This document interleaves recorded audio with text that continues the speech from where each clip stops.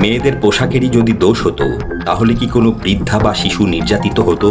এই কথার বিপক্ষে যারা যুক্তি দেখায় তারা বলে, রাস্তাঘাটে, শপিং মলে, টিভিতে এখানে সেখানে মেয়েদের উলঙ্গ অবস্থায় দেখতে দেখতে তাদের নবস নিয়ন্ত্রণের বাইরে চলে যায়।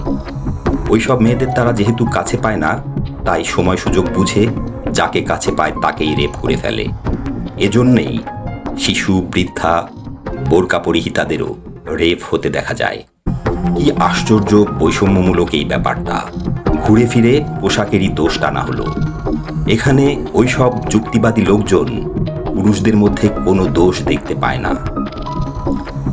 আসলে আত্মনিয়ন্ত্রণের কোনো বালাই তাদের মধ্যে নাই। ধর্মের আইন কানুন সেখানে বাকহীন। এখানে উল্লেখ্য যে মধ্যপ্রাচ্যের মুসলিম দেশগুলোতে, যেখানে পোশাক নিয়ে কোনো তর্ক বিতর্ক নেই, ইসলামী আইন খুবই কঠোর, সেখানেও প্রচুর ধর্ষণ হয়। স্বাভাবিকভাবেই অনেকেরই মনে প্রশ্ন জাগে, সেখানে কিসের দোষে এমনটা হয়? এই যে প্রতি বছর বাংলাদেশি নারী কর্মীরা বিশেষ করে সৌদি আরব থেকে প্রেগন্যান্সি নিয়ে দেশে ফেরে, এর দায় কিসের? তাদের নির্যাতনের ধরনও অমানবিক। শারীরিক নির্যাতনের পাশাপাশি পালাক্রমে বাবা, ছেলে এবং চাচাদের দ্বারা ধর্ষণের শিকার হয়েছেন এরকম ভুরি ভুরি উদাহরণ জানা যায় ভুক্তভোগী নারীদের কাছ থেকে। এসব ধর্ষণের ঘটনা কেন ঘটে?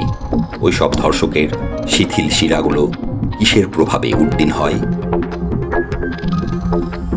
এখন কথা হলো, যদি নারী সমাজ অভিযোগ তুলে বসে যে বডি বিল্ডার, সিক্স প্যাকওয়ালা টাইট ফিট টি শার্ট পরা ছেলেদের দেখে তাদের মনেও কুবাসনা জাগ্রত হয়, তখন সমাজের পুরুষদের বোরকা পরে রাস্তায় বের হতে কে বাধ্য করবে?